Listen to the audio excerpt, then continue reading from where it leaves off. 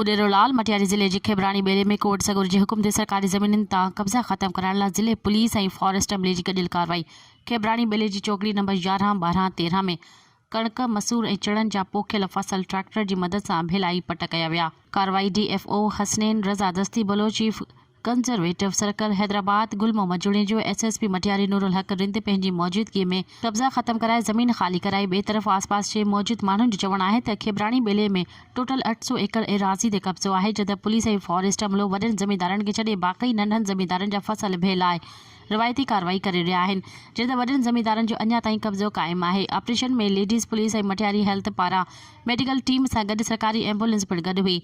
SSP Matiari Nurul हक media सां ॻाल्हाईंदे चयो त जॾहिं खां मटियारी ज़िले में आयो आहियां बेले में कब्ज़ा ख़त्म कराया आहिनि। कंहिं वक़्त बि खेबरानी बेले में कंध, कोढ़ ऐं कशमो जा भॻल ॾोहारी हिते पंहिंजी पनाहगाह बणाए वेठल आहिनि।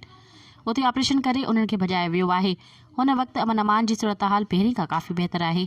मज़ीद ख़बरनि ऐं तफ़सीलात लाइ विज़िट कयो असांजी वेबसाइट www.awamiNewsHD.com ऐं ॾिसंदा रहो अवामी न्यूज़ HD।